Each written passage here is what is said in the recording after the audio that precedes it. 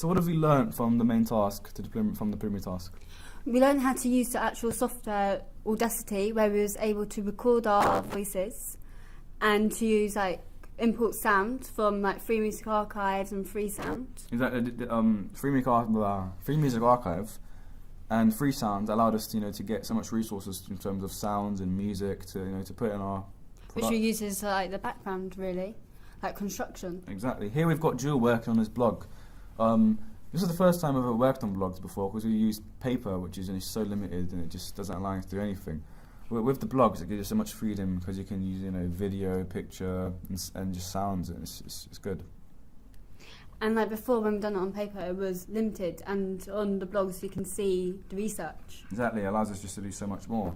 Here we've got an interview that we had with Mr. David Green, but beforehand we organised it by using emails and phone calls.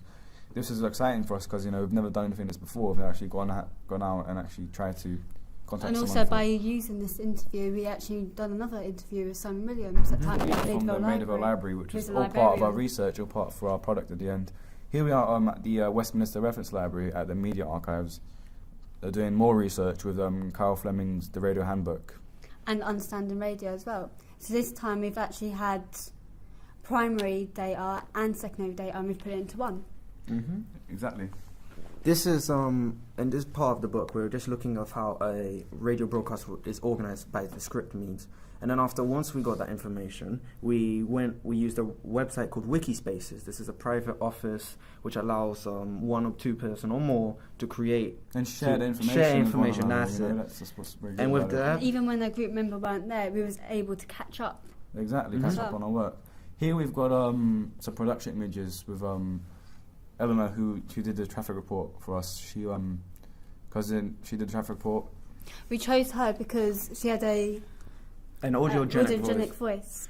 But it wasn't just Eleanor Whiteman. We also used myself as the main presenter, and then after we used Jewel, who was a specialist reporter, or was he? Yeah, he was for the youth club. He did the youth club, but the technology that we mostly used was a blue snowball microphone, which is a very professional. It's a fairly decent microphone. It picks up your voice very well. Very well indeed. And like the recording's more clearer, whereas when we tried it on the BlackBerry phone, it wouldn't sound good at all. Good. And here's Jewel right now. What he did here was basically interviewing a lady called Sandra, just for some audience feedback, so that when he was working on his part, he could understand what was the problem with it.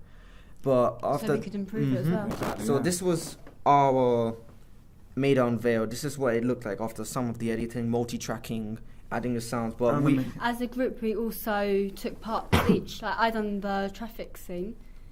Yeah, exactly. Here we are also doing some more hands-on research by actually going out to Kilburn and getting people to evaluate our products, actually getting them to listen to it and get some valuable feedback. We were very specific of who we asked, as we wanted them to make it. We wanted Maida Vale residents. We wanted old, we wanted young, we wanted people who lived there.